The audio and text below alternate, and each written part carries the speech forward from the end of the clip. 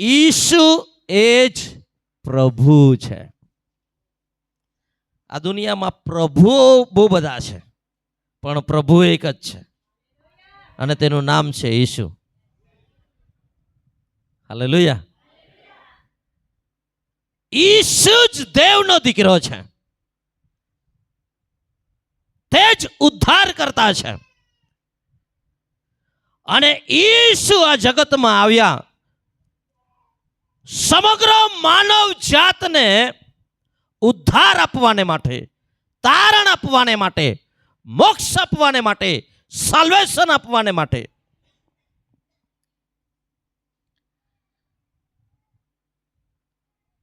અને ઈસુએ ઉદ્ધારનું કાર્ય પૂરું કર્યું કલ્વરીના ક્રૂસ પર.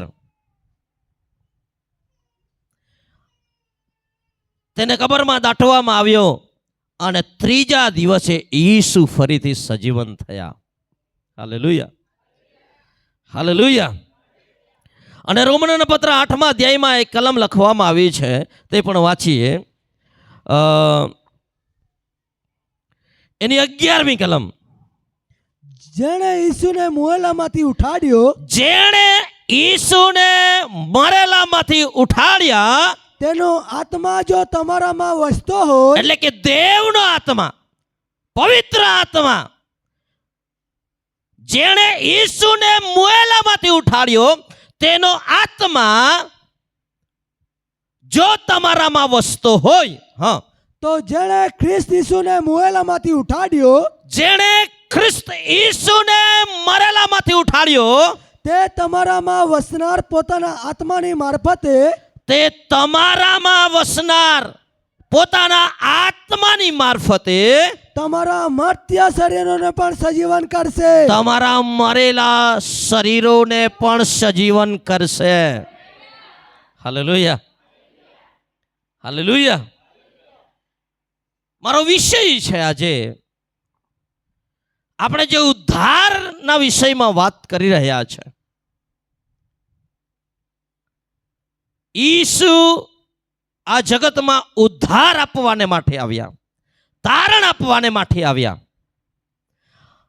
અને છેલ્લે પરિણામ એ આવશે કે જો ઈસુ પર આપણે વિશ્વાસ કરીએ છીએ અને તેનો આત્મા આપણામાં વસે છે. એક વાત યાદ રાખજો, જો તમે ઈસુને પ્રભુ તરીકે માનો છો તો તમારામાં દેવનો આત્મા છે. કેમ કે દેવના આત્મા વગર કોઈ પણ માણસ ઈસુને પ્રભુ તરીકે સ્વીકાર નહીં કરી શકે. હાલેલુયા. તમારા હૃદયમાં, તમારા જીવનમાં જે આત્મા છે તે ખાતરી કરાવે છે કે એક જ પરમેશ્વર છે, એક જ દેવ છે અને તેનું નામ છે યેસુ. હાલેલુયા. ઉદ્ધારનું છેલ્લું પરિણામ એ આવશે કે આ પૃથ્વી પર કે માણસ મરી જશે, નાશ પામશે, પરંતુ યેસુ જ્યારે આ પૃથ્વી પર વાપસ આવશે ત્યારે તેઓ ફરીથી સજીવન થશે. ઈસુ પર વિશ્વાસ કરનારા લોકો. હાલેલુયા. પણ મારો જે મુખ્ય વિષય છે આજે તે છે ઉદ્ધારમાં એક ખાસ ભાગ, જેના વિષયમાં મેં શુક્રવારે પણ પ્રચાર કર્યો છે. તેને થોડુંક આગળ લઈ જવા માંગુ છું અને હું ચાહું છું કે તમે એ વાત બરાબર સમજો અને તમારા જીવનમાં તે ઉતારો. અને જો તમે આ બાબત સમજશો, સત્યને તમે જાણશો, તો સત્ય તમને આઝાદ કરશે. હાલેલુયા.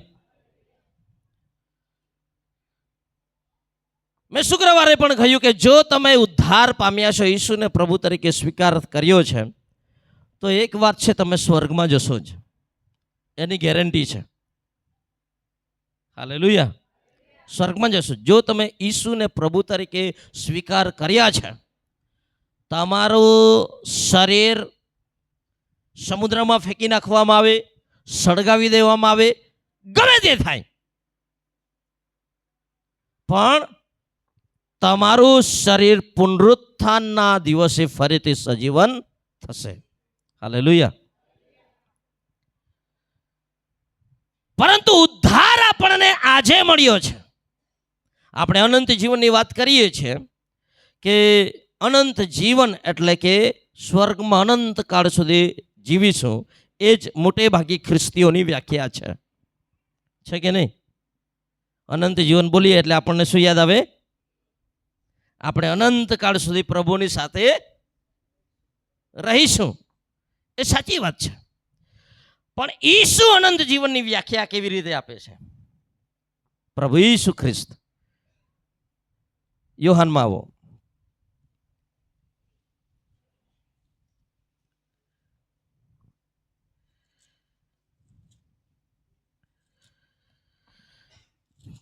ક્યાં ગયા? યોહાન 17મો અધ્યાય એની 3જી કલમ. અનંત જીવન એ છે કે અનંત જીવન એ છે કે, એટલે અનંત જીવનની વ્યાખ્યા ઈસુ શું આપે છે? અનંત જીવન એ છે કે તેઓ તને એકલા ખરા દેવને, તેઓ એટલે આપણા બધાને, આખા દુનિયાના લોકોને માટે છે. તેઓ તને એકલા ખરા દેવને, મતલબ આ દુનિયામાં એક જ ખરો દેવ છે. એક જ, ફરીથી વાંચો.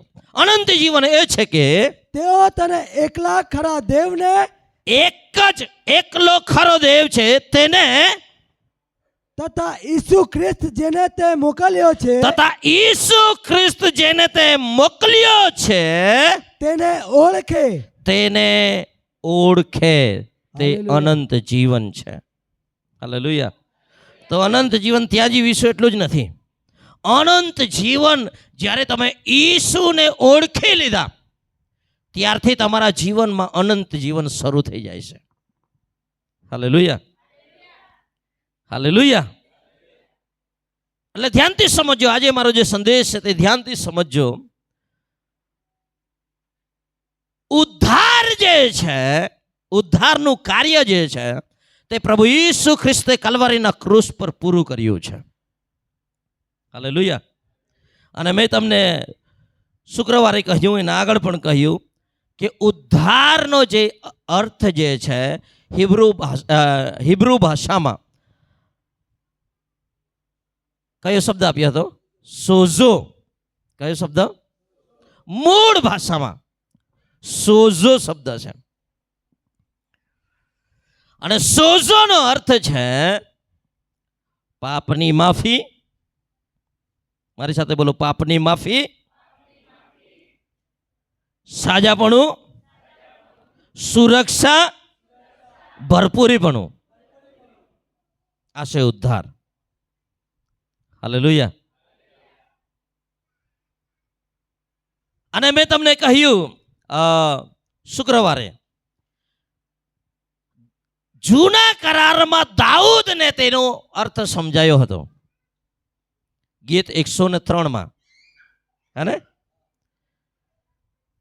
તે તારા સગળા પાપ માફ કરે છે. ઉદ્ધારમાં શું આવે છે?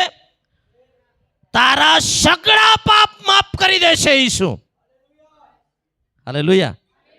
કરી દેશે નહીં, કરી દે છે અત્યારે, નાવ. હાલેલુયા. તે તારા સગળા પાપ માફ કરે છે.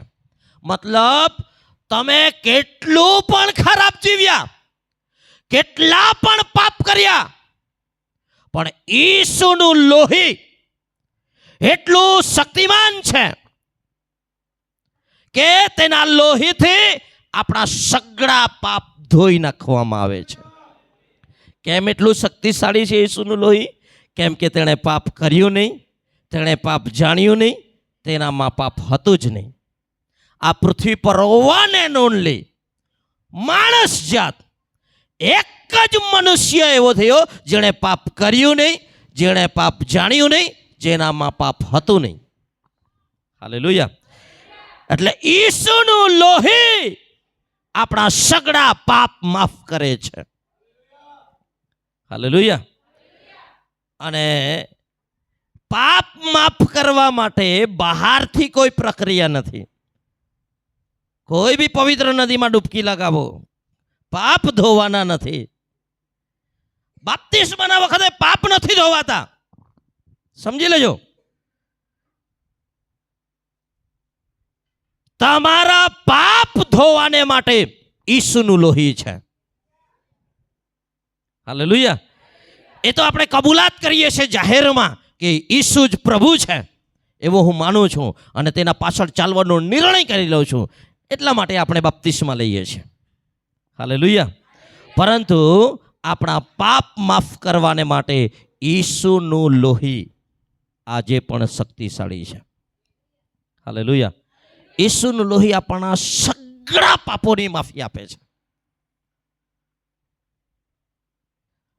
જે સમયે તમે ઈસુને પ્રભુ તરીકે સ્વીકાર કરો છો તે જ ક્ષણે દેવની નજરમાં તમે પવિત્ર સંત બની જાઓ છો.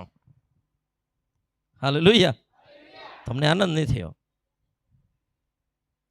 જે ક્ષણે તમે ઈસુને પ્રભુ તરીકે સ્વીકાર કરો છો, ઈસુ તમારા માટે મર્યા, ઈસુ તમારા માટે લોહી પાડ્યું, ઈસુ તમારા માટે કબરમાં દટાયા, ઈસુ ફરીથી સજીવન થયા, એવો જો તમે વિશ્વાસ કરો છો,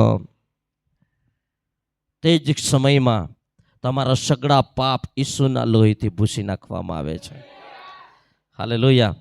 અને બાઇબલ ઈસુ પર વિશ્વાસ કરનારા લોકોને સંત કહે છે. આ દુનિયામાં સંત મરી જાય પછી જાહેરાત કરવામાં આવે છે, પરંતુ પ્રભુના નામને ધન્યવાદ હો, આટલા બધા સંત લોકો અહીંયા બેઠેલા છે અને સંતોની સભામાં ઈશ્વર હાજર હોય છે. હાલેલુયા. હાલેલુયા. તે આપણા સગળા પાપ માફ કરે છે.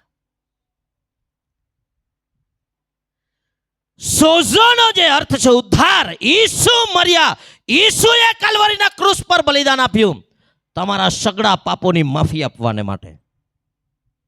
બીજું, તમને સગળા રોગોમાંથી છુટકારો આપવાને માટે.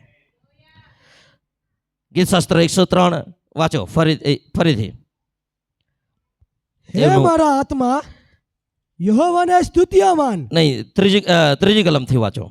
તે તારા સગળા પાપ માફ કરે છે, તે તારા સગળા પાપ માફ કરે છે અને તારા સર્વ રોગ મટાડે અને છે. તારા સર્વ રોગ મટાડે છે. તે તારો જીવ નાશથી બચાવે છે. ઉદ્ધાર શું છે? ઉદ્ધાર છે તમારા પાપોની માફી થઈ જાય છે. શું થઈ જાય છે? માફ થઈ જાય છે. કોઈ પણ પ્રકારના ખર્ચા વગર, કોઈ પણ પ્રકારે તમારે ક્યાંય જવાની જરૂરિયાત નથી. તમે પુકારો ઈસુને પ્રભુ તરીકે, તમારા પાપ ઈસુના લોહીથી ધોઈ નાખવામાં આવે છે. હાલેલુયા. પણ ત્યાં અટકી જતું નથી. ઉદ્ધારનું કાર્ય સોઝો જે છે તે છે પાપની માફી મળી એટલું પૂરતું નથી, તે તારા સગળા રોગ મટાડે છે. હાલેલુયા. હાલેલુયા. ઉદ્ધાર થઈ ગયો, તારણ થઈ ગયું એવું કહીએ છીએ તે સમયમાં આપણે એક વાત યાદ રાખવાની છે. આપણા પાપોની માફી મળી ગઈ છે, આપણો આત્મા તારણ પામી ગયો છે. બરાબર છે? પણ ઈશ્વરનું વચન કહે છે ઉદ્ધારના કાર્યમાં તમારા સગળા રોગોને પણ દૂર કરવાને માટે ઈસુએ કલ્વરીના ક્રૂસ પર કિંમત ચૂકવી દીધી છે. હાલેલુયા. તો આજે જો તમે બીમાર છો અને આજે પણ તમે બીમારીમાં પોતાનું જીવન વ્યતીત કરો છો, તો હું તમને કહું છું તે દેવ તરફથી નથી, તે શૈતાનનું કાર્ય છે. અને તેના વિરોધમાં તમારે ઊભા થવું જોઈએ અને તમારે દાવો કરવો જોઈએ ઈસુએ મારા સગળા રોગ લઈ લીધા છે, હવે હું રોગ મુક્ત છું. હાલેલુયા. હાલેલુયા.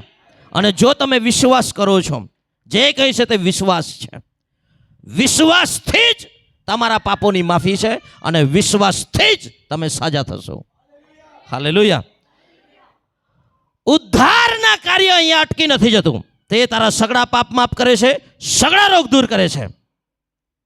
પછી આગળ શું લખ્યું છે? તે તારો જીવ નાશથી બચાવે છે. આ ગુજરાતી બાઇબલમાં ફૂલ સ્ટોપ મૂક્યું છે. હિન્દી બાઇબલમાં, અંગ્રેજી બાઇબલમાં, મૂળ બાઇબલમાં 3 થી 5 કલમ સુધી કોઈ પૂર્ણ વિરામ નથી.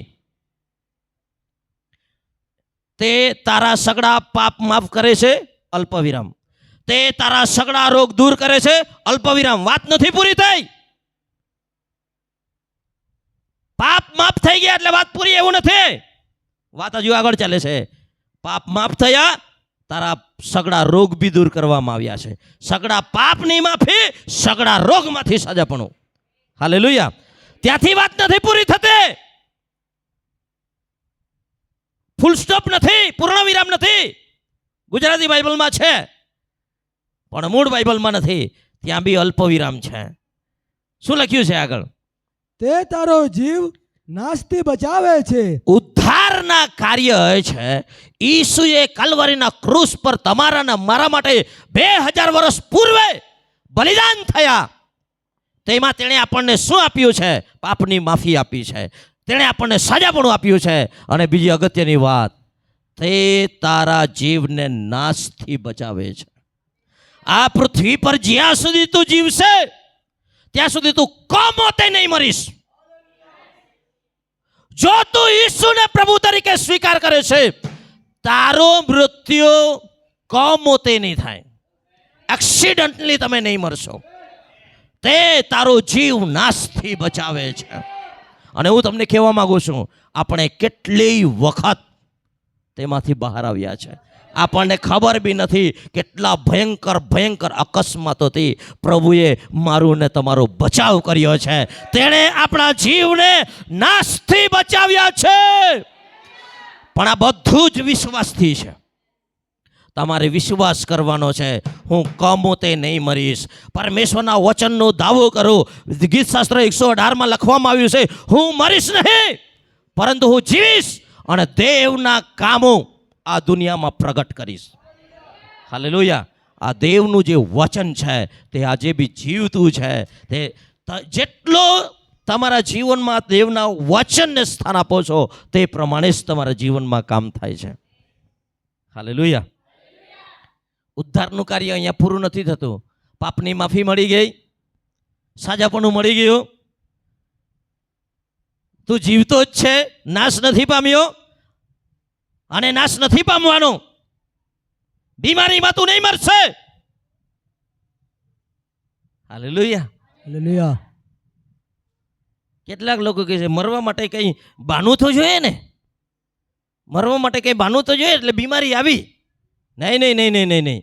પ્રભુના ભક્તોના વિષયમાં તમે બાઇબલમાં વાંચો છો, જૂના કરારમાં બી તમે વાંચો છો, તેઓ આશીર્વાદ આપતા આપતા પ્રભુના ઘેર ગયા છે.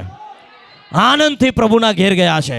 પ્રેરિત પાઉલના વિષયમાં મેં કહ્યું, તેણે કહ્યું મારો પ્રયાણકાર પાસે આવી ગયો છે. મેં મારી દોડ પૂરી કરી છે અને મારા માટે જે મુંગટ પ્રભુએ રાખી મૂક્યું છે તે લેવાને માટે હવે તૈયાર છું. મતલબ પ્રેરિત પાઉલને ખબર હતી હવે મારે મરવાનું છે. જો તમે સાચા ભક્ત છો અને ઈસુની નિકટમાં રહેનાર લોકો છો, હું તમને કહું છું તમારું મરણ તમને ખબર હશે. અને હજુ કંઈ રહી ગયું છે એમ કરીને દુઃખી થતા નહીં જશો. સમજ્યા? જ્યારે શિમ્યોન યરૂશલેમના મંદિરમાં ઉદ્ધારની વાટ જોતો હતો, કેમ કે પવિત્ર આત્માએ તેને કહ્યું હતું ઉદ્ધારકને જોયા વગર તું નહીં મરશે. અને ઈસુનો જન્મ થયો અને 8મા દિવસે જ્યારે મરિયમ અને યુસુફ પ્રભુ ઈસુ ખ્રિસ્તને એક બાળક તરીકે લઈને મંદિરમાં અર્પણ કરવાને માટે ગયા, ત્યારે શિમિયોનને ખબર પડી ગઈ બાળક તો બાળક જેવું જ છે, બાળક તો બાળક જેવું છે. પણ મસીહાની રાહ જોતો હતો આ શિમિયોન. તેને ખબર પડી ગઈ આ બાળક મસીહા છે. હાલેલુયા. અને તેણે મંદિરમાં આ લોકોની પાસેથી બાળક માંગી લીધું અને પોતાના હાથમાં લઈને કહ્યું,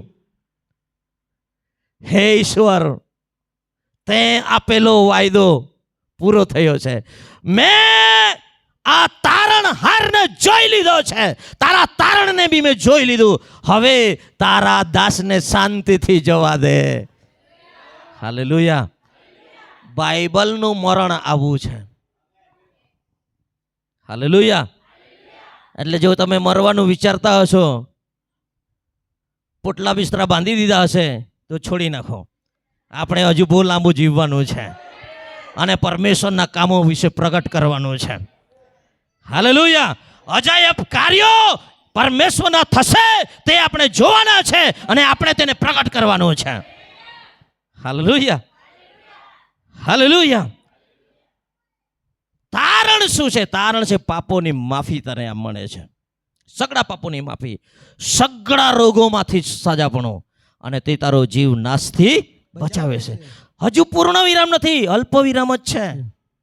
આગળ વાંચો. અને તને કૃપા તથા રહેમનો મુગટ પહેરાવે છે. અને તને કૃપા તથા રહેમનું મુંગટ પહેરાવે છે. હાલેલુયા. મુંગટ કોણ પહેરે? રાજા પહેરે. મતલબ આ દુનિયામાં તમે રાજ કરશો. કોના પર? કોના પર? પાપ પર રાજ કરશો. પાપ તમારા પર રાજ નહીં કરશે. યુવાનો, ભાઈઓ, બહેનો, પોર્નોગ્રાફી તમારા પર રાજ નહીં કરશે, તમે તેના પર રાજ કરશો. હાલેલુયા. હું તમને કહું છું, આ વખતમાં સૌથી મોટું દૂષણ પોર્નોગ્રાફી છે દુનિયામાં. આજકાલના છોકરાઓ રૂમમાં એકલા મોબાઈલ લઈને ભરાઈ જાય એટલે સમજી લેવાનું તમારું બાળક ગયું.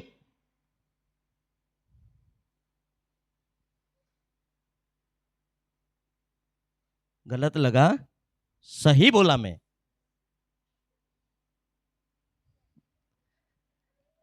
પણ હું તમને કહું છું, જો તમે ઉદ્ધારના અનુભવમાં આવ્યા છો, પાપ તમારા પર રાજ નહીં કરશે, તમે પાપ પર રાજ કરશો. જો તમે ઉદ્ધારમાં આવ્યા છો, બીમારી તમારા પર રાજ નહીં કરશે, બીમારી પર તમે રાજ કરશો. હાલેલુયા. અને તે તારો જીવ નાશથી બચાવે છે, મૃત્યુ પર બી તમે રાજ કરશો. હાલેલુયા. આગળ વાંચો. તે તને કૃપા તથા રહેમનો મુગટ પહેરાવે છે. ઉદ્ધારમાં તમે વિજયવંત જીવન જીવો છો, તમે રાજ કરતા થઈ જાઓ છો. હાલેલુયા. ગરીબાઈ તમારા પર રાજ નહીં કરશે, ગરીબાઈ પર તમે રાજ કરશો. હાલેલુયા. ઉદ્ધારનું કાર્ય હજુ નથી પૂરું થયું. इतना सब है उद्धार में, हम तो पापों की माफी बस ત્યાં જ અટકી જાય છે. વાંચો આગળ. તે ઉત્તમ વસ્તુથી તારા મોઢાને તૃપ્ત કરે છે. હાલેલુયા. આજો કાંઈ રાંધી, આજો કાંઈ રાંધી, રોતી હોતી હોતી રાંધના.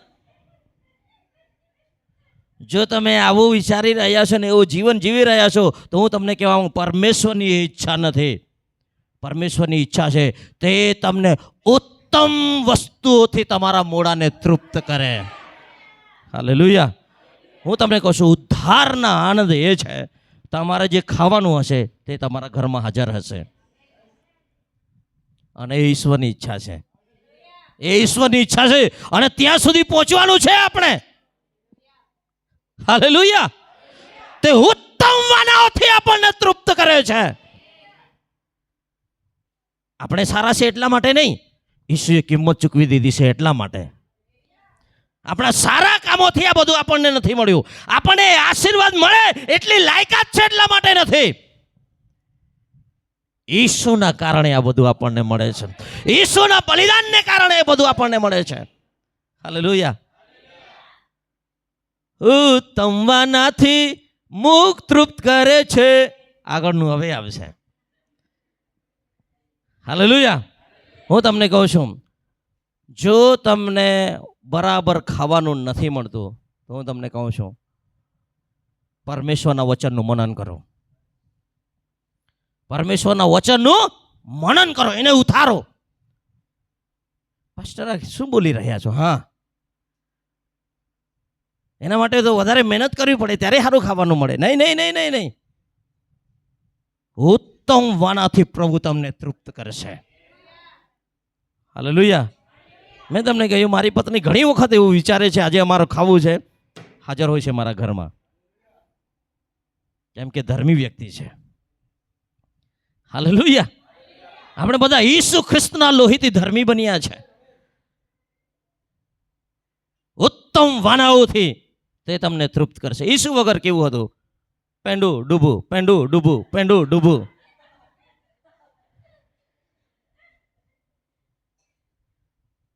પણ ઈસુમાં આવ્યા પછી ઉત્તમ વાનાઓથી પ્રભુ તૃપ્ત કરે છે.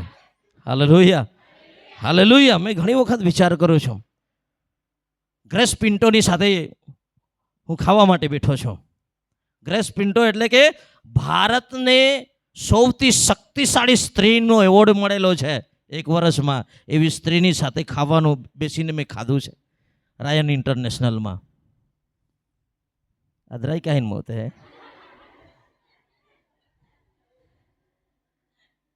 આ ડૂબો ખાનાર વ્યક્તિ એવા વ્યક્તિઓની સાથે બેસીને ખાધું છે. Hallelujah, hallelujah. ઉત્તમ વાનાઓથી તે તારા મોઢાને તૃપ્ત કરે છે. Amen. Hallelujah, hallelujah, hallelujah. Hallelujah.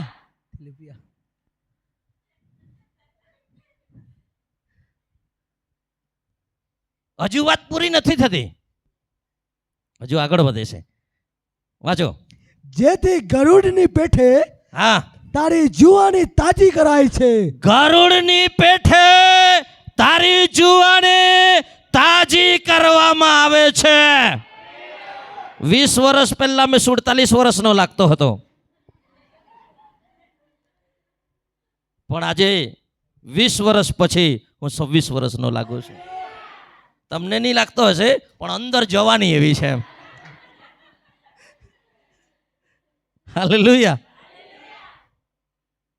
તારી જુવાની ગરુડની પેઠે તાજી કરવામાં આવશે. Hallelujah, hallelujah, hallelujah. હવે આજનો સંદેશ સાંભળો. ઈસુ ખ્રિસ્ત તમારા માટે કલ્વરીના ક્રૂસ પર બલિદાન થયા, સગળા પાપોની માફી મળી, સગળા રોગોમાંથી સાજાપણું મળ્યું. આ 2 બાબતમાં અરવિંદભાઈ પાસ થઈ ગયેલા છે. હવે એક એમાં યુદ્ધ ચાલી રહ્યું છે અને જીત નિશ્ચિત છે. જીત નિશ્ચિત છે. એમ તો જીતેલું જ છું, પણ હું તમને કહેવા માંગુ છું, અહીંયા દરેક લોકોને હું કહેવા માંગુ છું, ઈસુનું બલિદાનને બરાબર સમજો. ઈસુ કેમ મર્યા? હું તમને કહું છું, 2 કોરિન્થી 9મો અધ્યાય 8મો અધ્યાય 9મી કલમ વાંચો. 2 કોરિન્થી 8મો અધ્યાય 9મી કલમ ઝડપથી. કેમ કે તમે આપણા પ્રભુ ઈસુ ખ્રિસ્તની કૃપા જાણો છો કે તમે આપણા પ્રભુ ઈસુ ખ્રિસ્તની કૃપા જાણો છો કે તે ધનવાન છતાં તમારા લીધે દરિદ્રી થયો. કોના લીધે? મારા લીધે. કોના લીધે? મારા લીધે. મારા લીધે ગરીબ થયો. હાલેલુયા. કેમ કે આપણા પ્રભુ ઈસુ ખ્રિસ્તની કૃપા તમે જાણો છો કે તે ધનવાન છતાં તમારે લીધે દરિદ્રી થયો. Hallelujah, hallelujah. એટલે મેં તમને કહ્યું, આ પુસ્તકમાં મારા વિષયમાં લખવામાં આવ્યું છે. ઈસુ ગરીબ બન્યો તમારા લીધે, એટલે કે અરવિંદના લીધે. હું જ્યારે વાંચું છું, આ બાઇબલ મારું છે, મારા લીધે ઈસુ ગરીબ બન્યા છે. કોના લીધે? મારા લીધે કરતા હજુ હરશો, મારા માટે ઈસુ ગરીબ બન્યા છે. હાલેલુયા. કોના માટે? કોના માટે? ઈસુ ગરીબ હતા. રાજાઓના રાજા અને પ્રભુઓના પ્રભુ ગરીબ બન્યા જગતમાં. કેટલા ગરીબ બન્યા? કાલવારીના ક્રૂસ પર પીવાને માટે પાણી નથી, ખાવાને માટે ખોરાક નથી, પહેરવાને માટે કપડાં નથી, નિર્વસ્ત્ર છે, રહેવાને માટે ઘર નથી.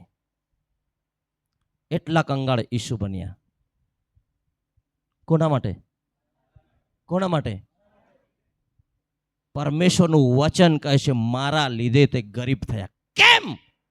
આગળ લખ્યું છે, કેમ ગરીબ થયા? મારા લીધે. એ માટે કે તમે તેની દરિદ્રતાથી ધનવાન થાઓ. તેની દરિદ્રતા, તેની ગરીબાઈથી તમે ધનવાન થાઓ. હાલેલુયા. હાલેલુયા. આપણને એવો વિશ્વાસ તરત આવી જાય કે ઈસુ પાપરૂપ થયા મને ધર્મી બનાવવાને માટે, મને ન્યાયી બનાવવાને માટે. તરત આપણને વિશ્વાસ આવે છે. આવે છે કેમ? બાઇબલમાં લખ્યું છે. છાતી ઠોકીને કે બાઇબલમાં વચન લખેલું છે. મારા પાપ તેણે લઈ લીધા, આપણને વિશ્વાસ આવે છે. તો તમને આપણને એમ કેમ નથી વિશ્વાસ આવતો કે મારી ગરીબાઈ તેણે કાલ્વરીના ક્રૂસ પર લઈ લીધી? અને જે દિવસે તમારા હૃદયમાં એ વિશ્વાસ પેદા થઈ જશે તે દિવસે હું તમને કહું છું, ગરીબી શું છે તે તમને ખબર નહીં પડશે. Hallelujah, hallelujah, hallelujah. આજે સમય બહુ ઝડપથી જાય છે, પરંતુ હું તમને કહેવા માંગુ છું,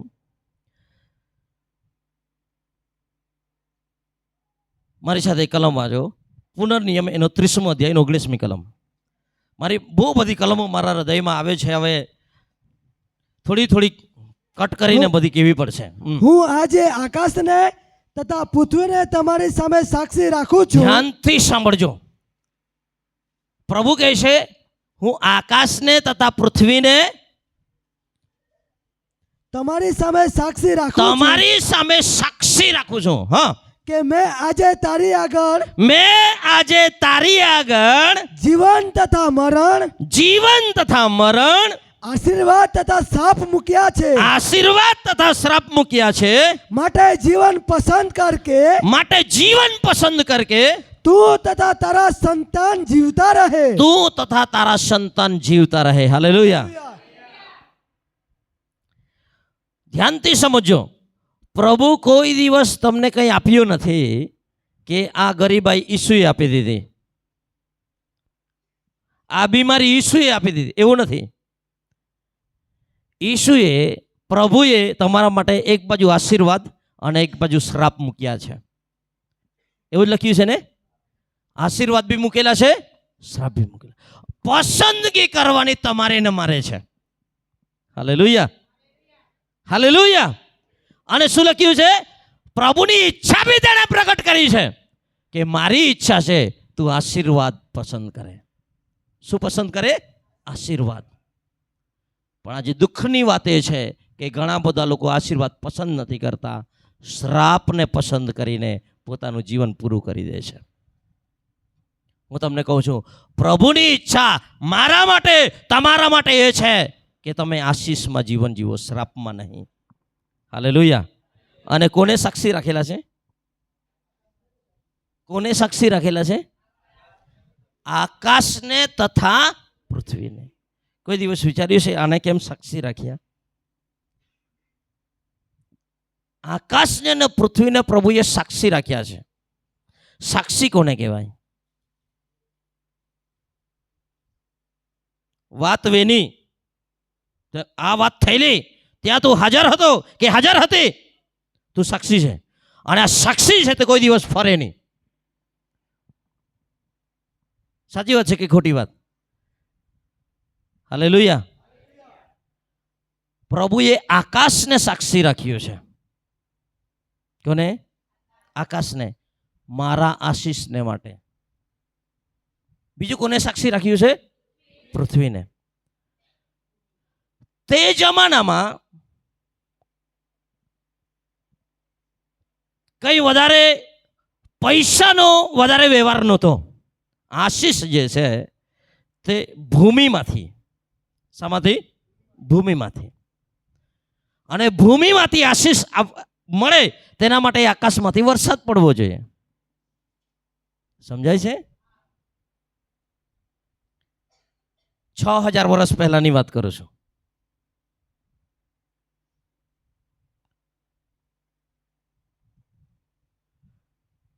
મતલબ કે આકાશને ખબર છે પ્રભુએ આની સાથે કરાર કરેલો છે. હું સાક્ષી છું, બરાબર છે? એટલે મારે નિયમિત એના ખેતરમાં આવવું પડશે. હાલેલુયા. જમીન બી સાક્ષી છે, બરાબર છે? જમીન સાક્ષી છે તો જમીને સાક્ષી છે તો તેણે કરવું જ પડશે કામ. પ્રભુએ મને સાક્ષી રાખેલો છે આના માટે, એટલે મારે પૂરેપૂરી ઉપજ આપવી પડશે. હાલેલુયા. તમને કદાચ નહીં સમજાયું, મારી સાથે આવો. ઉત્પત્તિનું પુસ્તક એનો 14મો અધ્યાય અને 22મી કલમ વાંચો.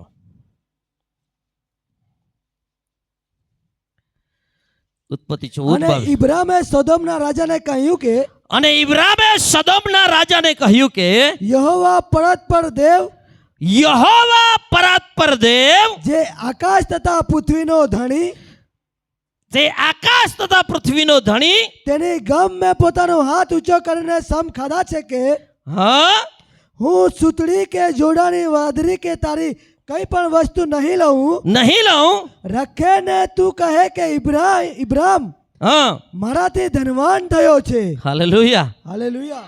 અહીંયા જો ઇબ્રાહિમ બોલે છે, ઇબ્રાહિમ કેવી રીતે આ જે વાત જે છે તે લોત અને તેના સગડાને લઈને શત્રુ લોકો ચોરી જાય છે. ઇબ્રાહિમને ખબર પડે છે, બરાબર છે, અને ઇબ્રાહિમ જાય છે અને બધી સંપત્તિ વાપસ લઈને આવે છે. બરાબર છે, બધી સંપત્તિ વાપસ લઈને આવે છે અને પછી જે સંપત્તિ લઈને આવે છે તેમાંથી સાલેમના રાજા તેમને મળે છે. નામ શું છે? સાલેમના રાજાનું નામ શું છે? મલ્કીસદેક. મારી સાથે બોલો, મલ્કીસદેક. આ મલ્કીસદેકના વિષયમાં એક અલગ ટીચિંગ આપવું જોઈએ. મલ્કીસદેકની કોઈ ઉત્પત્તિ નથી અને તેનો કોઈ અંત નથી. બરાબર છે? જેની શરૂઆત નથી અને જેનો અંત નથી તેનું નામ શું છે? બોલો બોલો. પ્રભુ ઈસુ. હાલેલુયા. ક્યાંથી આવ્યો છે કોઈને નથી ખબર, અને એના વિષયમાં હિબ્રુઓનો લેખક કહે છે એનો કોઈ અંત નથી, એની કોઈ શરૂઆત નથી. હાલેલુયા. મતલબ જૂના કરારમાં તમે ઈસુને જોઈ શકો છો. હાલેલુયા. આ બધી જ્યારે સંપત્તિ મેળવીને ઇબ્રાહિમ આવે છે ત્યારે સાલેમનો રાજા, એટલે કે એનું નામ છે શાંતિનો રાજા, ન્યાયપણાનો રાજા. મલ્કીસદેકનો અર્થ થાય છે શાંતિનો રાજા. કોણ છે? ન્યાયપણાનો રાજા કોણ છે? પ્રભુ ઈસુ. હાલેલુયા. તો ઇબ્રાહિમને કોણ મળ્યું? પ્રભુ ઈસુ. ઇબ્રાહિમને શું વાર્તા આપવામાં આવી કે નવા કરારમાં લખવામાં આવ્યું છે? લખ્યું છે. હાલેલુયા. અને આ બધી સંપત્તિ લઈને આવ્યો છે ઇબ્રાહિમ, ત્યારે સાલેમના રાજા મલ્કીસદેકને તેણે 10મો ભાગ પોતાની સંપત્તિમાંથી આપ્યો છે. હાલેલુયા. હાલેલુયા. કેટલો ભાગ આપ્યો છે? ઘણા લોકો એવો પ્રચાર કરે છે, બહુ બધા યુટ્યુબમાં તમને મળશે, 10 નવા કરારમાં નથી, 10 નિયમ શાસ્ત્ર છે. શું કહે છે તે લોકો? આપણે નિયમ શાસ્ત્રમાંથી પ્રભુએ આઝાદ કર્યા છે એમ કરીને ગલાતીઓના પત્રમાંથી તેઓ સમજાવે છે. પણ નિયમ શાસ્ત્ર ક્યારે આવ્યો? નિયમ શાસ્ત્ર ક્યારે આવ્યો? મૂસાના સમયમાં. આ મૂસાના સમય કરતા 430 વર્ષ પહેલા ઘટના છે. કેટલા? 430. કોણ આપે છે 10? નિયમ શાસ્ત્ર આવ્યું તેના પહેલા. નિયમ પ્રભુએ મૂસાને આપ્યો તેના પહેલા અબ્રાહમ 10 આપનાર વ્યક્તિ હતો. હાલેલુયા. હાલેલુયા. તેને શીખવ્યું કોણે? તેને કોણે કે નિયમ કોણે આપ્યો કે તારી 10 આપવાનો?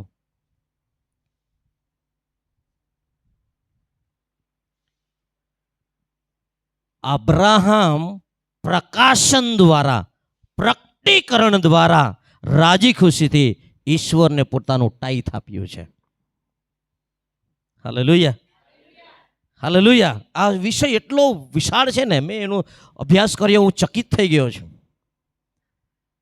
હું તમને કહું છું, આપણે ગીત ગાયા, બીમારી સે ગરીબી સે શ્રાપ છે હે છોડાતા, ગાયું ને? તો હું તમને કહું છું, બીમારીને તમારા દુશ્મન તરીકે જુઓ, ગરીબાઈને તમારા દુશ્મન તરીકે જુઓ. હાલેલુયા. એના પહેલા એક ગીત ગાયું આરાધનામાં, ચાહે બીમારી ચાહે गरीबी चाहे हो अकाल सब संकट से हम हो जाएंगे पार. ગાયું કે નહીં? ગાયું કે નહીં? આપણે ગીત ગાઈએ છે, એને તમારા જીવનમાં અમલમાં લાવવાનો છે. બીમારીમાંથી બહાર નીકળવાનું છે, ગરીબાઈમાંથી બહાર નીકળવાનું છે, નીકળવાનું છે અને ઈસુ તમને તેમાંથી બહાર કાઢશે. હાલેલુયા. કાઢશે નહીં, તેણે કાઢી દીધા છે 2000 વર્ષ પહેલા. તેણે કિંમત ચૂકવી દીધી છે. હવે જો આપણે બીમારીમાં છે, ગરીબાઈમાં છે, ઇલીગલ છે, કાયદાકીય રીતે બરાબર નથી, જબરજસ્તી કોઈ ઘૂસી ગયું છે, ઇલીગલી છે, એને બહાર કાઢો. તમારા પરિવારમાં ગરીબાઈ છે, ઇલીગલી છે, એને બહાર કાઢો. સમજાય છે? હાલેલુયા. આ ઇબ્રાહિમ આકાશ અને પૃથ્વીને તરફ હાથ ઊંચા રાખે છે અને સમકાય છે, સાક્ષી રાખે છે આકાશ અને પૃથ્વીને. ઇબ્રાહિમ બી. Hallelujah, hallelujah. અને એ શું એક વાત કહે છે, તે છે, હું સૂતળી કે જોડાની વાઘરી કે તારી કંઈ પણ વસ્તુ નહીં લઉં, રખે ને તું કહે કે ઇબ્રાહિમ મારાથી ધનવાન થયો છે. હાલેલુયા. મારા મનમાં બહુ બધું આવી રહ્યું છે. રખે ને તમે એમ કેવ કે ઇબ્રાહિમ મારાથી ધનવાન થયો છે. ઇબ્રાહિમનું જનૂન શું છે જાણવું છે? ઇબ્રાહિમનું જનૂન છે, પરમેશ્વર મારો સ્રોત છે. હાલેલુયા. પરમેશ્વર મારો સ્રોત છે. વેલ્થ, સંપત્તિ જે છે, તેના મૂળ હિબ્રુ ભાષામાં શબ્દ જે છે તે છે આશેર.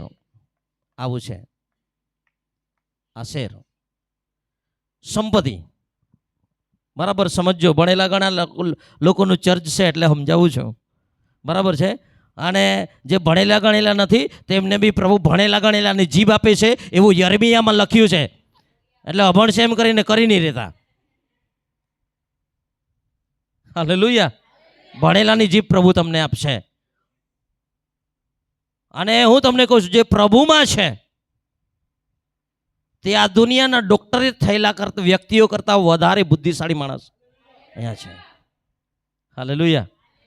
વેલ્થ જે છે, સંપત્તિ, તેનું મૂળ હિબ્રુ ભાષામાં આ શબ્દ છે આશેર. મારી સાથે બોલો, આશેર. કઈ યાદ આવે છે આશેર?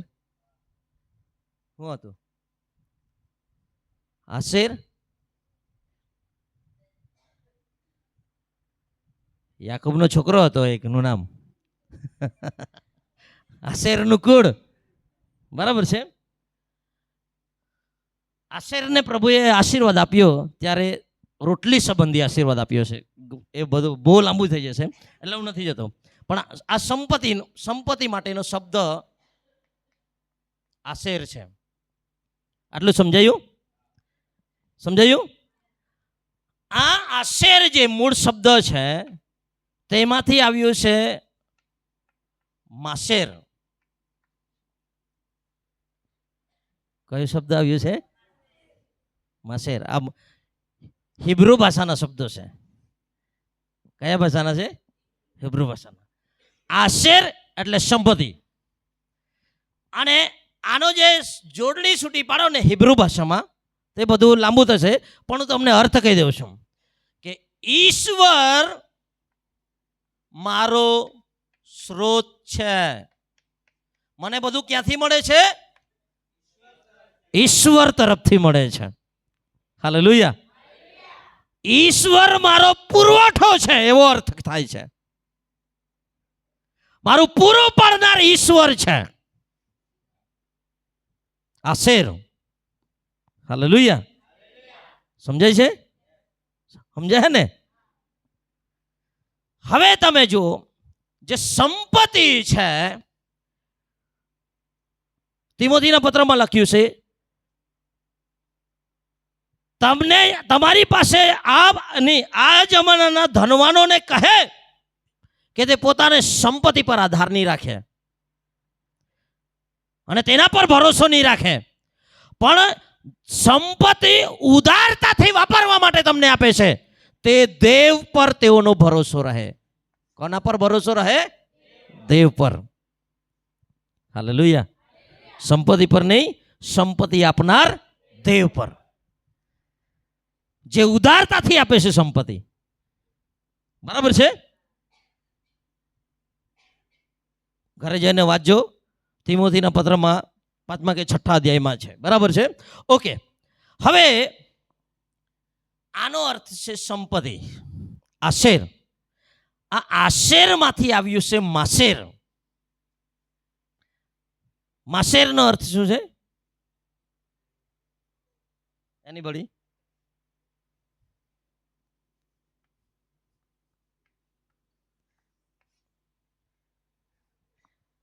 માસેરનો અર્થ શું છે? દશાંશ.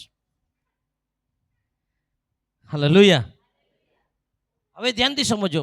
અહીંયા ઘણા બધા લોકોના કદાચ આ શિક્ષણ નહીં ગમે, પણ હું તમને કહું છું, બીમારી અને ગરીબાઈની સામે આ મંડળીએ લડવાનું છે, હારવાનું છે. જોજે નહીં.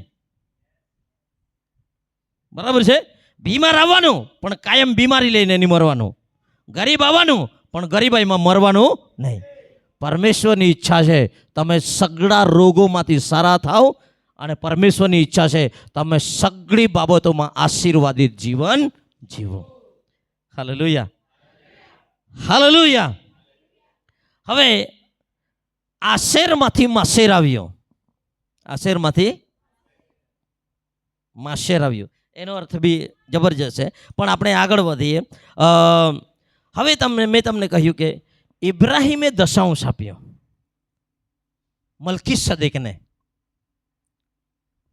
કોને? મલ્કીસદેકને. તે કોણે શીખવાડ્યો?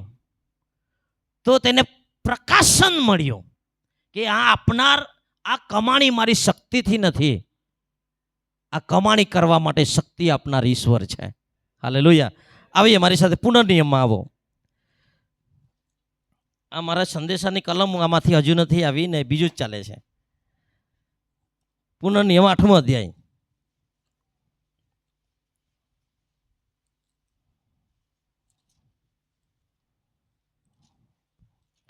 લખેલું નથી એટલે મને બી થોડુંક શોધતા વાર લાગે, પણ કંઈ વાંધો નહીં. વાંચો. 17મી કલમથી વાંચો. 8મો અધ્યાય 17મી કલમથી.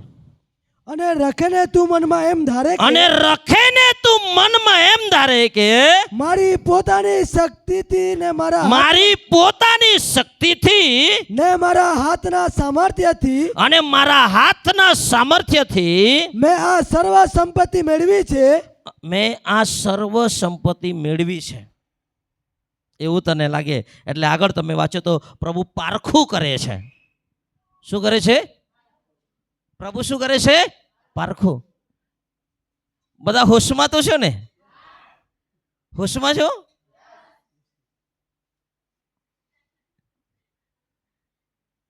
ચલો હવે એક હોશમાં આવવા વાળી બી વાત હું તમને કહીશ. જો તમે હોશમાં નહીં આવ્યા હોય તો એક વ્યક્તિને હું હોશમાં લાવવાનો છું.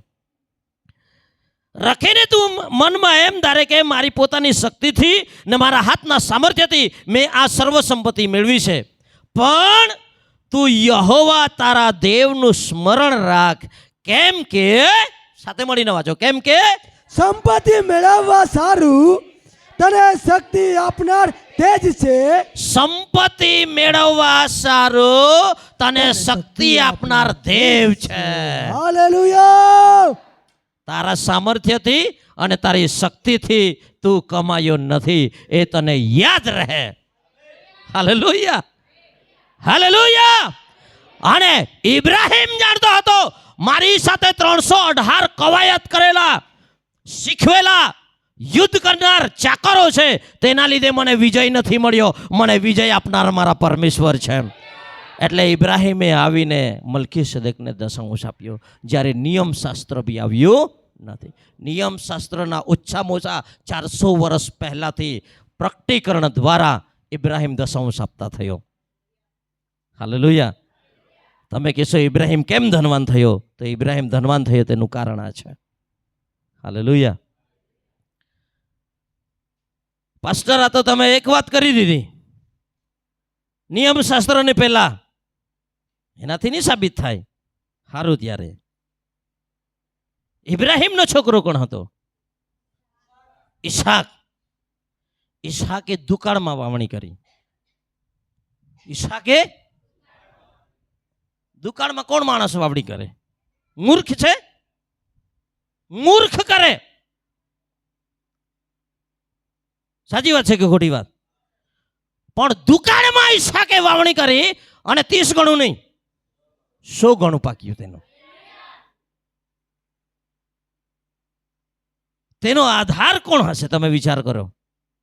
દુકાળમાં વાવણી કરવાનું એટલે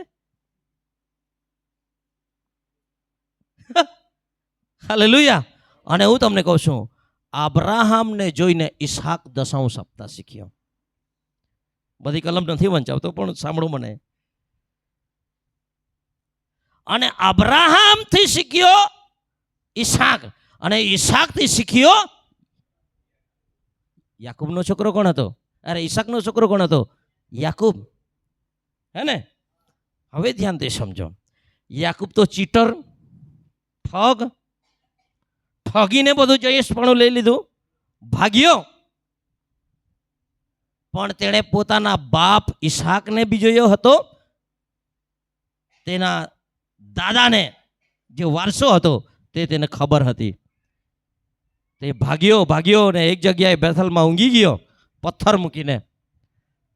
પ્રભુએ તેને દર્શન આપ્યું. હાલેલુયા.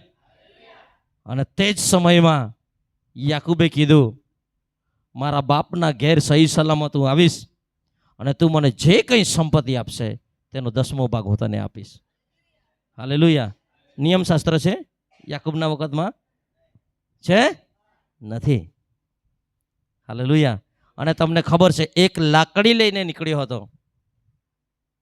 એક લાકડી લઈને યાકૂબ નીકળ્યો હતો, કરોડપતિ બનીને વાપસ આવ્યો છે.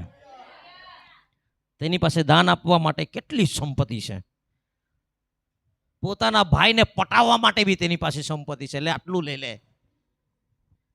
Hallelujah, hallelujah. છે કે નહીં? હવે ધ્યાનથી સાંભળો. ઉત્પત્તિના પુસ્તકમાં આવો, એનો 45મો અધ્યાય. સમય પૂરો થવાનો છે, એટલે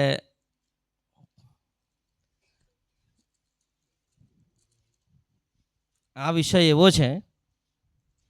તમને ખબર છે, પૈસાના વિષયમાં બાઇબલમાં પ્રાર્થના કરતા, ઉદ્ધાર કરતા, સ્વર્ગ કરતા, નર્ક કરતા વધારે વખત લખેલું છે. ખબર છે? નથી ખબર? તો જાણી લો. બાઇબલમાં પ્રાર્થના કરતા, સ્વર્ગ કરતા, નર્ક કરતા, ઉપવાસ કરતા વધારે વખત પૈસાના વિષયમાં લખેલું છે.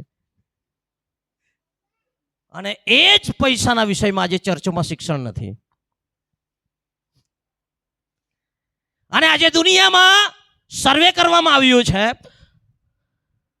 જેટલા પણ લોકો ચિંતા કરે છે ને, ચિંતા 75% ચિંતા પૈસાના લીધે છે. કેટલે? બીજું બચ્યું હું? હવે આ 75%નું સમાધાન થઈ જાય તો બીજું શું બચે? બલ્લે બલ્લે જ છે કે નહીં? અને તેના વિશે આજે મંડળીઓમાં શિક્ષણ નથી. જ્યાં સુધી તેના વિશે પ્રચાર નહીં કરવામાં આવે ત્યાં સુધી તે બાબતમાં છુટકારો નહીં આવશે. Hallelujah, hallelujah. 45મા અધ્યાયમાં આવો યસ. અને એની 26 કલમ વાંચો. અને તેઓએ તેને કહ્યું, અને તેઓએ તેને કહ્યું, યુસુફ હજી જીવે છે યુસુફ હજી જીવે છે. ને આખા મિસર દેશનો તે અધિપતિ છે. હાલેલુયા. આ વાત યાકૂબને પાસે ભાઈઓ જાય છે વાપસ. બરાબર છે. આખી વાર્તા ઘણા બધા લોકોને નથી ખબર, પણ ટૂંકમાં કહી દઉં છું. યુસુફ યાકૂબનો એક દીકરો છે, તેને પોતાના ભાઈઓએ વેચી દીધો છે. બહુ આપતા પાડેલી છે, પણ વેચાઈ ગયો. ક્યાં? મિસર દેશમાં. ક્યાં વેચાયો? મિસર દેશમાં. કનાનમાં દુકાળ પડ્યો. યાકૂબ અને તેના છોકરાઓ બધા ક્યાં રહેશે? કનાન દેશમાં. તા પુષ્કળ દુકાળ પડ્યો. આખા દેશમાં દુકાળ ભારે હતો, પણ આખા દુનિયામાં દુકાળ પડ્યો તેમાં મિસરમાં ખાવાનું હતું. ક્યાં ખાવાનું હતું? મિસરમાં ખાવાનું હતું. અને મિસરમાં ખાવાનું હતું. યાકૂબને ખબર પડે કે મિસરમાં છે, જાઓ વેચાતું લેતા આવો. એટલે આ લોકો લેવા ગયા, જે લોકોએ વેચી દીધેલો ભાઈને તે જ લોકો. પણ બહુ વર્ષ વીતી ગયા છે, ઓળખી નથી રહ્યા. કેમ કે મિસરની વિદ્યા આણે શીખી લીધેલી છે, મિસરનો પહેરવેશ છે, મિસરી ભાષા બોલતો થઈ ગયો છે. પોતાના ભાઈઓ ઓળખી નહીં શક્યા, પણ મિસરનો અધિપતિ, મિસરનો રાજા જેવો પ્રધાનમંત્રી બનીને બેઠેલો છે. કોણ? યુસુફ. આ ભાઈઓએ તો ઠગ્યો હતો પોતાના પિતાજીને કે જેને તું બહુ પ્રેમ કરે છે તે દીકરો ઢોર ચરાવવા ગયો,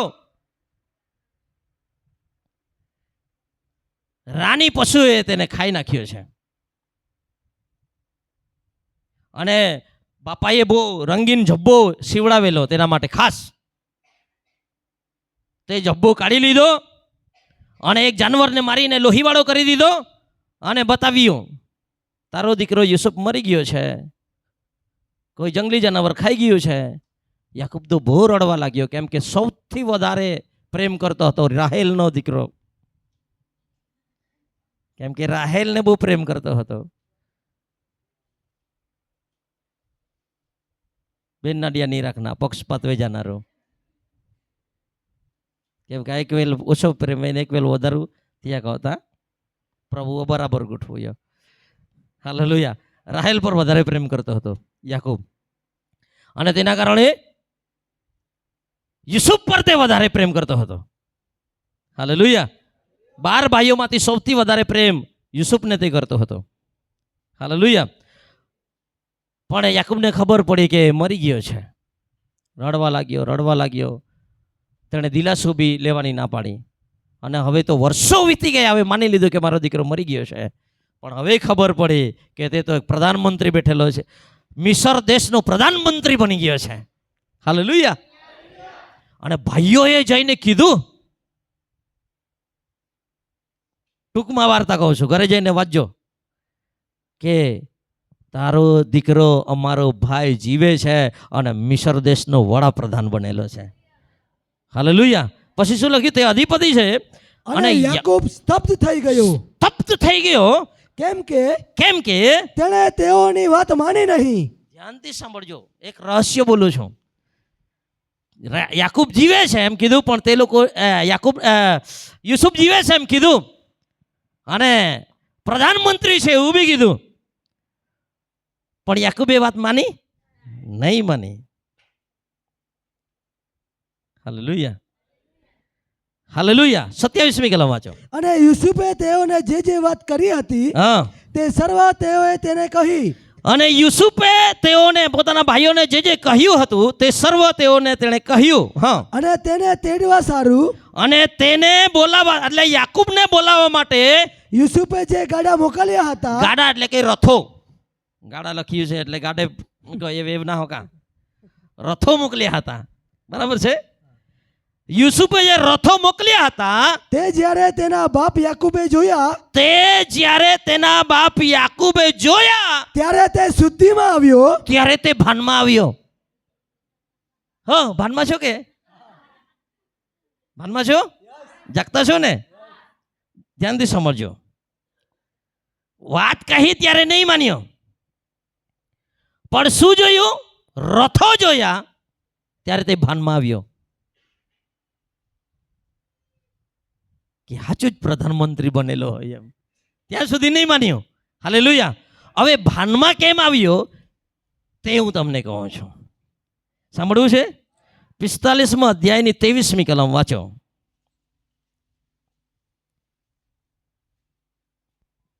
અને તેણે તેના બાપને સારું આ પ્રમાણે મોકલ્યું. હવે જો ધ્યાનથી સમજો. યુસુફ પોતાના બાપને માટે કંઈક મોકલે છે. બરાબર છે? પોતાના બાપને માટે કંઈક મોકલે છે. હા.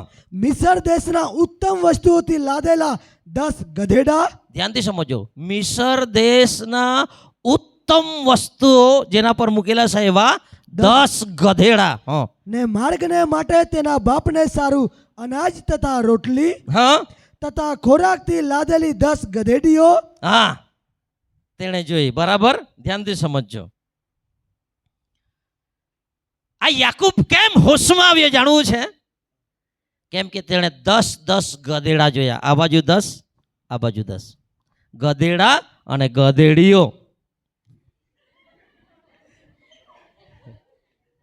કઈ ન યાર, तुम्हारा विषय आखिए अब लगी हो.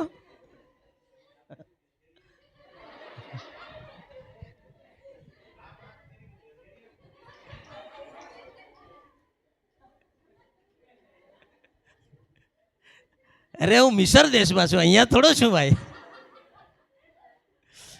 ધ્યાનથી સાંભળો. કેમ 10 મોકલ્યા?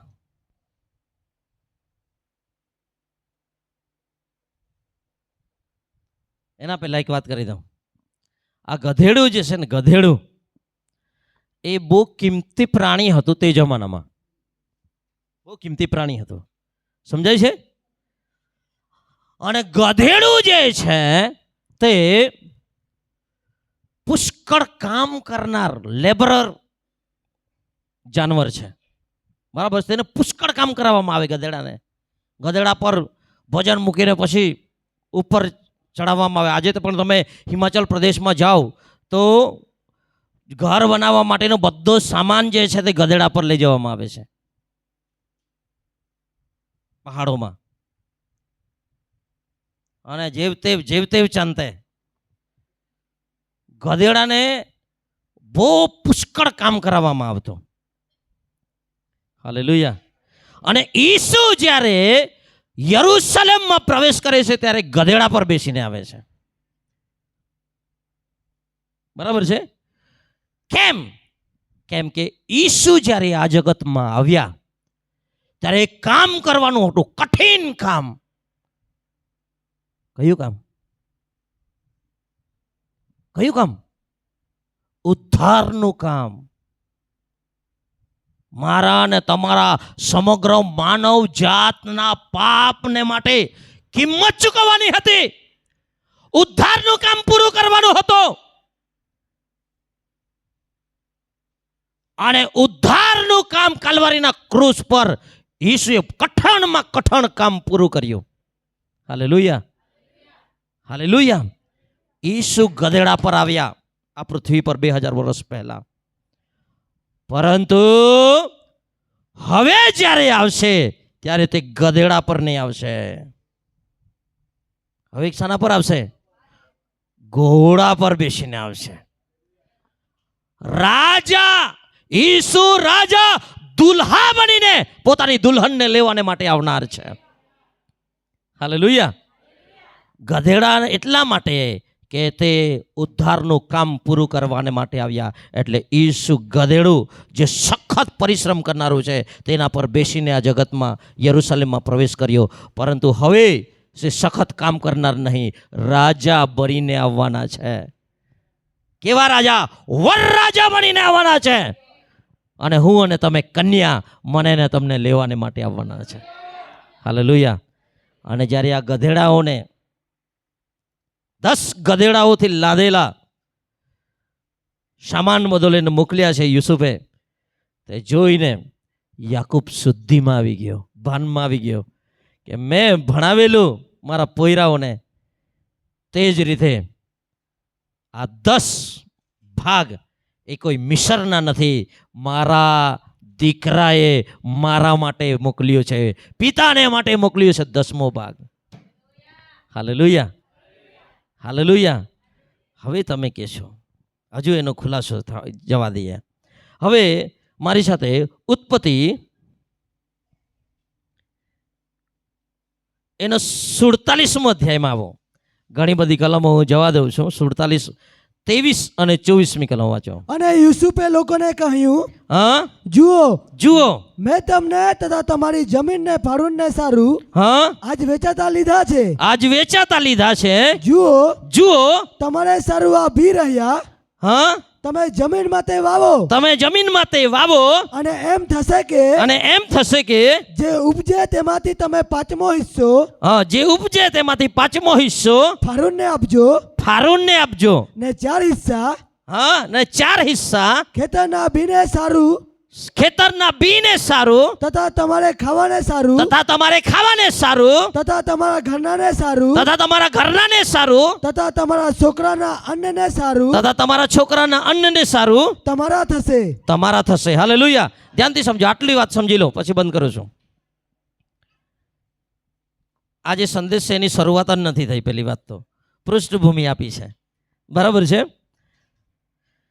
હવે તમે જુઓ, યુસુફે શું કરેલું? 7 વર્ષ દુકાળ પડવાના હતા. 7 વર્ષ દુકાળ પડ્યો એટલે મિસર દેશના બી જેટલા લોકો હતા ને તેટલા લોકો બધા યુસુફની પાસે ખાવાનું લેવાને માટે આવ્યા. પૈસા પૂરા થયા, જનાવર પૂરા થયા, જમીનના બદલામાં ખાવાનું આપ્યું. શાના બદલામાં? જમીનના બદલામાં. એટલે હવે મિસરના જે લોકો છે, અન્ય જાતિના લોકો, તેઓની બધી સંપત્તિ કોની થઈ ગઈ છે? ફારૂનની ને યુસુફની. ફારૂનની છે પણ અધિપતિ કોણ છે? યુસુફ. હવે તમે ધ્યાનથી સમજો, હજુ બી ખાવાનું નથી લોકોની પાસે, દુકાળ છે. કરે તો કરે શું? લોકો પાછા ગયા ખાવા માટે, માગવા માટે, પણ શાના બદલે માગે? યુસુફ પાસે તો ખાવાનું છે પુષ્કળ. હાલેલુયા. એટલે એણે કીધું કે જમીન આપી દો. છેલ્લે જમીનને શું કરીએ, મરી જાય એના કરતા જમીન આપી દીધી મિસ્રી લોકોએ. જમીન બી પૂરી થઈ, પછી શું લઈને જાય? બધું જ પૂરું થયું. પાછા ગયા એટલે યુસુફે કીધું, એક કામ કરો, હું તમને જમીન આપું છું, બી આપું છું ને ખાવાનું બી આપું છું. હાલેલુયા. તમારે શું કરવાનું છે? જમીન મારી, તમારે ખેતી કરવાની છે. મને તમારે 5મો ભાગ આપવાનો. કયો ભાગ?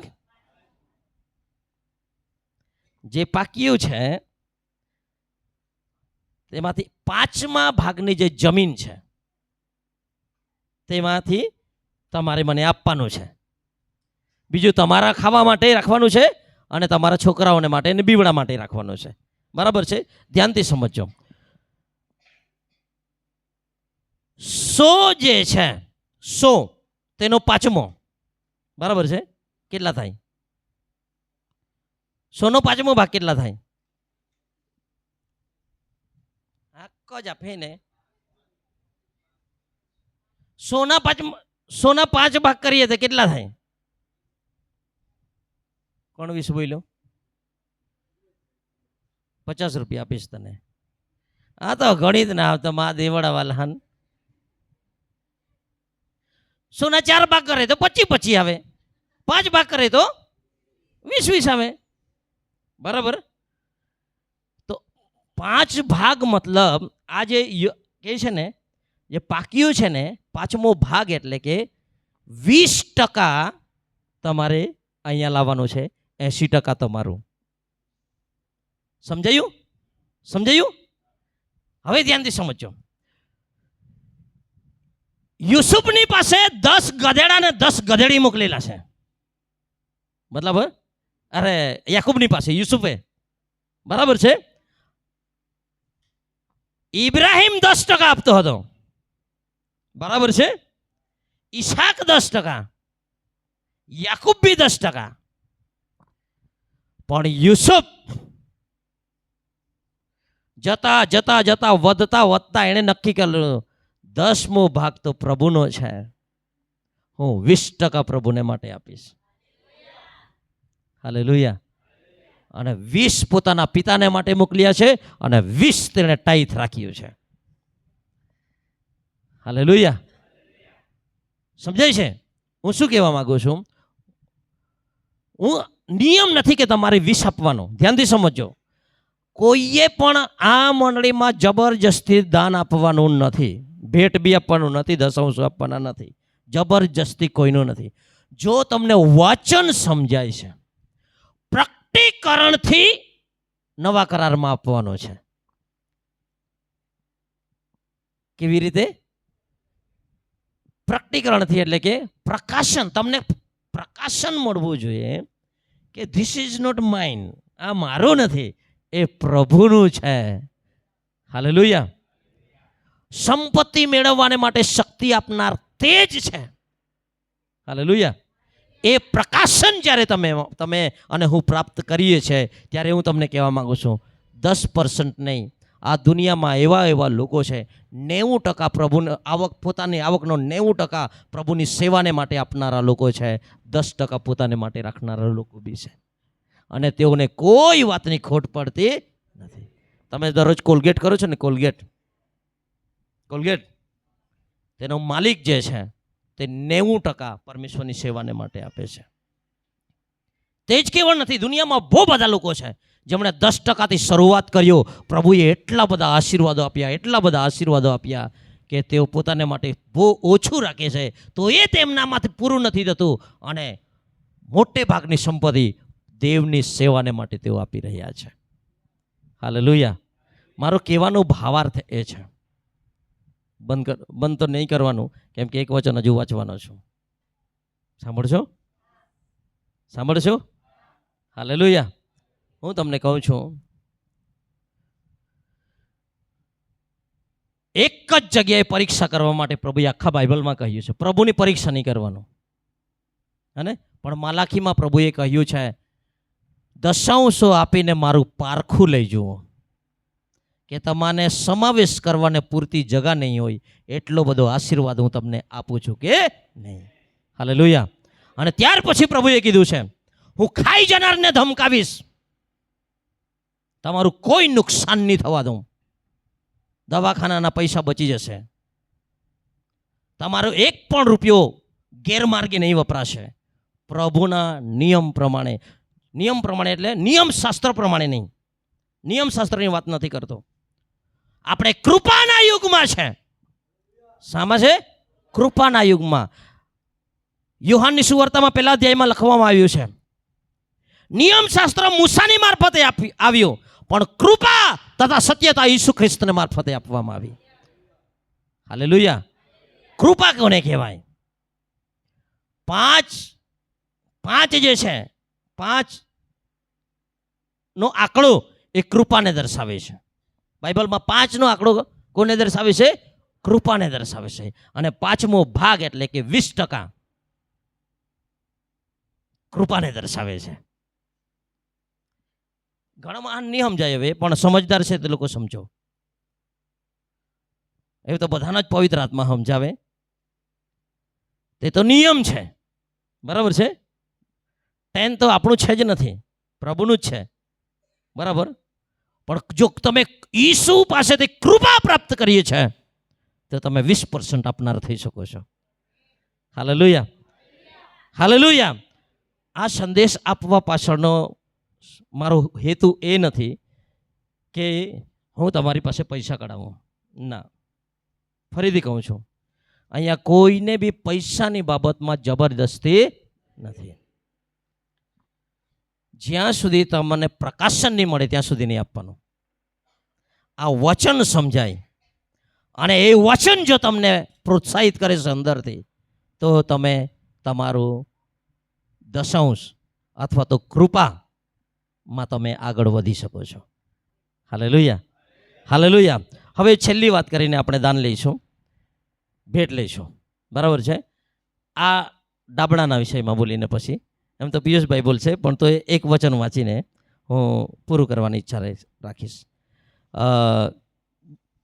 પહેલો કાળ વૃત્તાંત, પહેલા કાળ વૃત્તાંતના પુસ્તકમાં આવી જાઉં અને બહુ અગત્યની કલમો વાંચીને પછી આપણે બંધ કરીશું. બહુ બધી કલમો છે, હું વાંચી નાખું છું, તમને સમજાશે. સમજાવવા એમ તો ઘરે જઈને વાંચજો. ચાલો, 6ઠ્ઠી કલમ, છેલ્લો અધ્યાય જે છે, કયો છે છેલ્લો અધ્યાય, પહેલો કલમ 29મો અધ્યાય, એને 6ઠ્ઠી કલમથી ઘરે જઈને વાંચજો. બરાબર છે. પણ અને હજુ બી તમને એવું લાગે તો 11 કલમથી વાંચજો, પણ હું એ બી નથી વાંચતો. નહીં, વાંચી નાખીએ. ચાલો, ધ્યાનથી વાંચીને પૂરું કરીશ. હે યહોવા, મોટાઈ, પરાક્રમ, ગૌરવ, જય, પ્રતાપ તારા છે, કેમ કે આકાશમાં તથા પૃથ્વીમાં જે કંઈ છે તે સર્વ તારું છે. હે યહોવા, રાજ્ય, બોલો તો ખરા, રાજ્ય તારું છે ને સર્વોપરી અધિકાર પણ તારો છે. તારા તરફથી ધન તથા માન બંને પ્રાપ્ત થાય છે.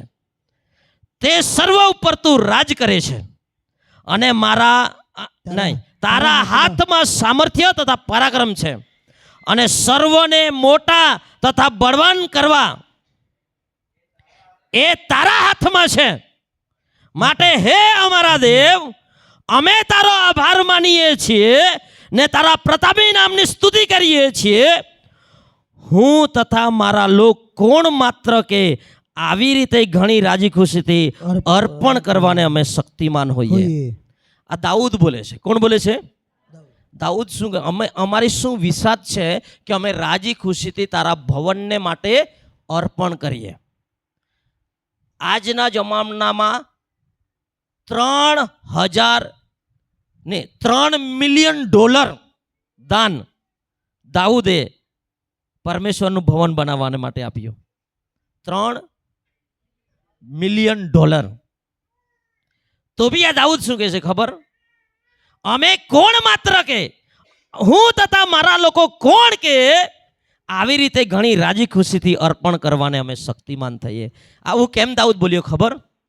કેમ કે દાઉદ રાજા નહોતો, દાઉદ ઘેટા ચરનાર માણસ હતો. ત્યાંથી પ્રભુએ તેને રાજા બનાવ્યો તે તેને ખબર છે. હાલેલુયા. અમારી પાસે જે કંઈ છે તે સર્વ તારી પાસેથી મળેલું છે ને તારા પોતાના આપેલામાંથી જ અમે તને આપેલું છે. હવે ઘરે જઈને વાંચજો.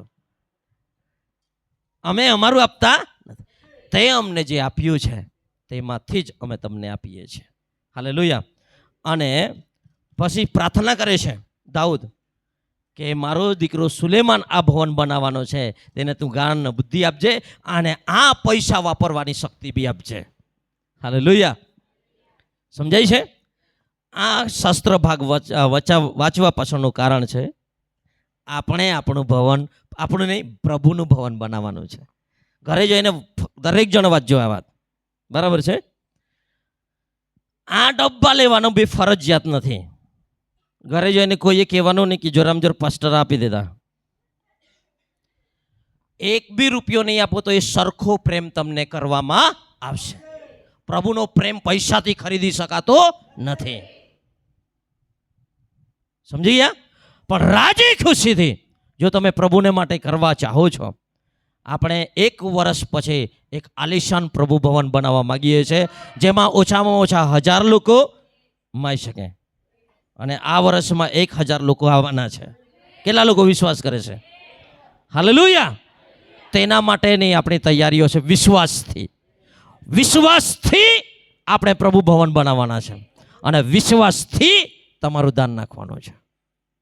સમજાઈ ગયું? સમજાઈ ગયું? હાલેલુયા. પરમેશ્વરના વચનમાં લખવામાં આવ્યું છે 35મો અધ્યાય ને 27મી કલમ ગીતશાસ્ત્ર, તે પોતાના સેવકની આબાદીમાં રાજી રહે છે તે યહોવા મોટો મનાવ એમ હંમેશા કહેતા રહો. એવું લખ્યું છે. નહીં સમજાયું?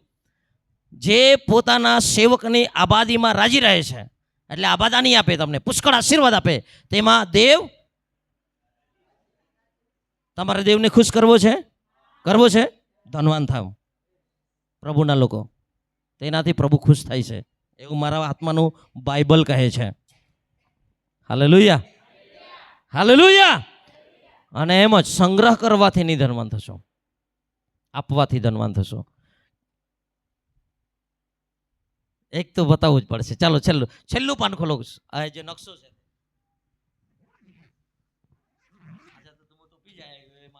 કાંઈ વાંધો નહીં.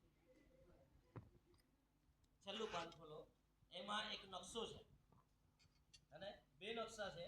બે છે. એમાં એક ગાલિલ સમુદ્ર છે, એવો એ ઊભો નકશો છે તે જુઓ, આડો છે તે નહીં. ગાલિલ સમુદ્ર જોયો? યર્દન નદીમાં વચ્ચે ગાલિલ સમુદ્ર છે, બરાબર છે? યર્દન નદી બહુ ઉપરથી આવે છે, જુઓ નકશામાં, અને વચ્ચે છે ગાલિલ સમુદ્ર. જોયો ને? ગાલિલ સમુદ્રમાં જીવન છે. ગાલિલ સમુદ્રમાં પુષ્કળ માછલા છે, ત્યાં ભરપૂર જીવન છે ગાલિલ સમુદ્રમાં. પણ આ જે ગાલિલ સમુદ્ર છે તેની ઉપરથી પાણી આવે છે અને નીચે પાછું વહી જાય છે યર્દન નદી. જોઈ? તે કા જોયું? પછી એક આવે છે બીજો સમુદ્ર. કયો સમુદ્ર છે? છેલ્લે ખારો સમુદ્ર, એટલે એનું બીજું નામ છે મૃત સમુદ્ર. કેવો સમુદ્ર? મરેલો સમુદ્ર. ગાલિલ સમુદ્રમાં પુષ્કળ માછલા છે, પુષ્કળ જીવજંતુઓ છે, ત્યાં જીવન છે, બરાબર છે? અને યર્દન નદીની વચ્ચે આવેલો છે આ ગાલિલ સમુદ્ર. એની ઉપર બી એક નદી છે અને ગાલિલ સમુદ્રમાંથી જ પાછી યર્દન નદી આગળ વહે છે. જોયું? પછી આવે છે લાસ્ટમાં ખારો સમુદ્ર, એટલે કે મૃત સમુદ્ર, ડેડ સી કહેવામાં આવે છે. મરેલો સમુદ્ર, ડેડ સી. એમાં કોઈ જીવન નથી, એક બી માછલું નહીં મળે, એક બી જીવજંતુ આમાં જીવતું નથી રહેતું. માણસ બી એમાં નાવા પડે ને, પાણી ચોખ્ખું જ દેખાય છે, પણ માણસ નાવા પડે ને તો એ અંદર નથી જતો, ઉપર જ. પિયુષ જેવાને નહીં તરતા આવડે તો એ કાંઈ વાંધો નહીં, તનગાયા જ કહે. મરેલા સમુદ્ર છે. કયો સમુદ્ર છે? મરેલો સમુદ્ર. કયો સમુદ્ર છે? મરેલો સમુદ્ર. ગાલિલ સમુદ્રમાં જીવન ભરપૂર છે, મૃત સરોવરમાં કોઈ જીવન નથી. કારણ શું છે? ગાલિલમાં પાણી આવે છે તે પાછું આપી દે છે. મૃત સમુદ્રમાં યર્દન નદીમાંથી પાણી આવે છે, સંગ્રહ કર્યા કરે છે, કોઈને પાછળ જવા દેતું નથી, એટલે મરેલું છે. જો તમારી આર્થિક સ્થિતિમાં જીવતા રહેવું છે, આપતા શીખો, અને ભેગું કરવા રહેશો, આર્થિક સ્થિતિમાં મરેલા જ રહેશો. સમજાઈ ગયું? આ બાઇબલમાં જીવન છે. Hallelujah, hallelujah. સમજાઈ ગયું? અને હું તમને કહું છું, એવા દુનિયામાં કરોડપતિ લોકો છે, પણ તેમની પાસે આશીષ નથી, સુખ નથી, ચેન નથી. રોલ્સ રોયલમાં ફરે છે પણ ઘરમાં જઈને ઊંઘ નથી. સાચી વાત છે કે ખોટી વાત? આશીષ પૈસા નથી, આશીષ મેન્ટાલિટી છે. આશીષ પૈસા નથી. એવું હોય તો સુખી ધનવાન લોકો હોત, પણ તમે દરેક ધનવાન લોકો, ઈસુ વગરના લોકોને તમે જોજો, ત્યાં પરિવારમાં કોઈ કડારી બનતી નહીં ભાઈ. સાચી વાત છે? અને તેને ઊંઘ નહીં આવતી હોય. ઘરમાં, બેંકમાં તો કાંઈ હોતા પૈસા. સાચી વાત? પણ શાંતિ કે સુખ નથી. સુખ અને આશીષ કોને કહેવાય જાણવું છે? તમારી પાસે છે, આવે છે, આપતા રહેશો, આવતું રહેશે, આપતા રહેશો, આવતું રહેશે, આપતા રહો છો. હાલેલુયા. તેની પાસે ઘરમાં શાંતિ હશે, માતા પિતા એકદમ બરાબર હશે, મેં સારો વાતાવરણ ભાઈ. હું પ્રભુનો આભાર માનું છું મારા માતા પિતાને માટે. મારા માતા પિતાની સાથે મારા સારા સંબંધો છે, તેઓ મને પુષ્કળ પ્રેમ કરે છે. મારા ભાઈઓની સાથે મારો સારો સંબંધ છે, મારી બહેનોની સાથે મારો સારો સંબંધ છે. એનાથી વધારે સુખ બીજું શું જોઈએ?